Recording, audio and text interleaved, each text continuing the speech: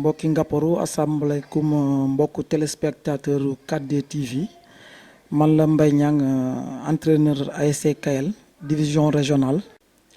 waaw mbokku téléspectateurs yi di leen fàttali ne yéen a ngi ci sport à la loupe avec la 4D TV man la 4D TV seet si woon tey jii pour waxtaan ak man ci sujet yu bëri. Notamment championnat régional bi nga xam ne ni moom la ASC Kayel di entamer cette année-ci donc may rafetlu visite bi ñu ñëw visiter ma fii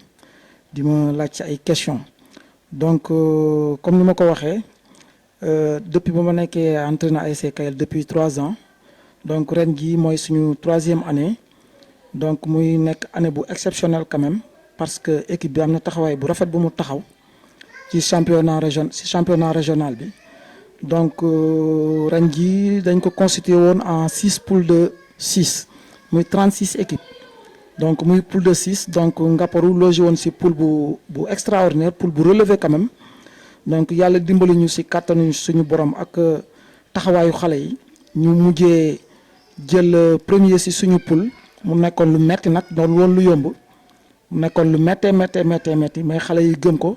xare ci xeex ci bu baax a baax. ñu jël premier Sandiara topp suñu ginnaaw donc loolu lu am solo la damay ñëwaat retracer leen waat tuuti rek pratiquement parcours équipe bi ci phase de poule yi donc mu nekkoon 6 équipes ñu war a def 5 matchs aller 5 matchs retour donc yàlla dimbali ñu ci phase aller bi équipe bi tenir de bout en bout jël premier deuxième phase bi phase retour bi les 5 autres matchs qui restaient donc xawoon na metti benn instant bi xawoon nañ pakastalu suñu poursuivant immédiat bi di Sandiara romb ñu dem ñëw ci kanam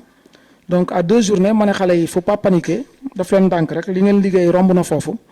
nañu xaar ci 2 dernières journées yi adversaire bi dina pakkastalu ñu romb ko effectivement noonu moo koy xoon noonu la demee ñu profité ci benn journée avant dernière journée bi adversaire bi pakkastalu def match nul ñu ñëw gagné donc romb ko cap boobu lañu maintenir ba ni ñu jëlee paie donc paie boobu moom lañu continuer avec 23 points. donc jël premier ci suñu poule c'était quelque chose d'intéressant donc ci kaw loolu ci la ñu constituer li nga xam ne moo di phase de poule yi pour play-off yi donc play-off yi dañu taxawal 4 poules de 3 ñun suñu poule ñu ngi ko partagé ak US Pire ak Guéréo ñun ñoo bokk poule donc phase de poule yi pour les play-off pour la première fois d'après ñu fekkee Kayel depuis boobu léegi ñu ngi soog a dem play-off ñu ciy sant yàlla te di ci jaajëfal xale yi ak encadrement beeg ñëpp ñu ko jàpp donc suba si la ñuy war a dem Pire pour jouer suñu premier match play-off ak US Pire su jeudi ñu recevoir Guéréo muy suñu 2e et dernier match de phase de poule donc ngeen may ma revenir tuuti rek ci li nga xam ne moo doon phase aller bi phase retour bi taxawaayu équipe bi on est sorti premier avec 23 points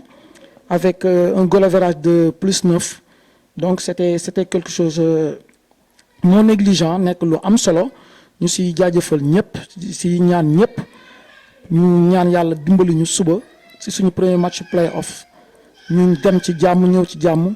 jële fa ndam lu sedd guy xaar 2e journée bi pour ñu war a mun a dem affronter li nga xam ne nii moom mooy Guéréo mooy def déplacement bi suñu ko gagné nag après dañuy dem ci demi-finale yi aussi kooku beneen affaire la. nekk lu yomb demi-finale croisée lay doon parce que poule de 3 yombul premier bi donc mooy génn donc sur 4 poules premier bi génn donc ça sera des demi-finales croisées donc suñu génnee ñu ngi dajeeg poule Saly bi soit Saly wala Somone wala beneen équipe 3e équipe bi donc loolu daf lay wan ne rek ce qui se profile à l'horizon du lu yomb donc mën nañ dajeeg Saly mën nañ dajeeg Somone en demi-finale des play-offs loolu ça serait une première ça serait extraordinaire. ci loolu ñu ngi ci ñaan taxawaayu Ngaparou yëpp ñu ñëw jàpp seen équipe bi seen équipe la wax naa ko ñun rek duñu dem il faut ngeen ñëw jàpp ci bu baax a baax parce que xale yi liggéey bi ñuy liggéey nii vraiment mérité nañ loolu.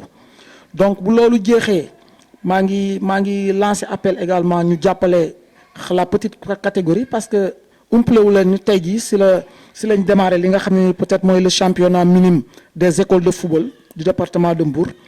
tey jii am na journée yu am solo tey ce matin parce que équipe bu déggoo muy daara ji dafa recevoir gagné Olympique bu Somone par 1-0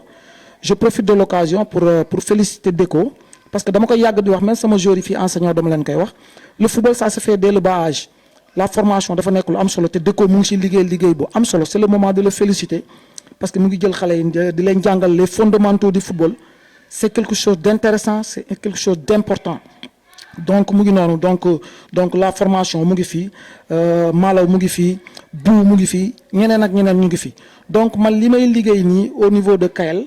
dama ne peut-être c'est une ramassée de ce que les écoles de football font parce que ñi ma yor tey jii ñu si bëri peut-être bu si Deco jaar nañu feneen ci formation donc muy wane importance su formation parce que football léegi du fi caaxaan c'est une industrie ça génère énormément d'argent donc loolu lu am solo la donc encore une fois di jaajëfal waa Ngaparou di leen ñaan ngeen gën a ñëw jàpp seen équipe parce que c'est pas évident ren ji c'est une occasion rêvée pour ñu jël équipe bi yéegal ko en national 2 on est sur la bonne voie toutes les conditions tant du point de vue physique du point de vue technique toutes les conditions sont réunies pour équipe bi dem sa kanam parce que gis naa ne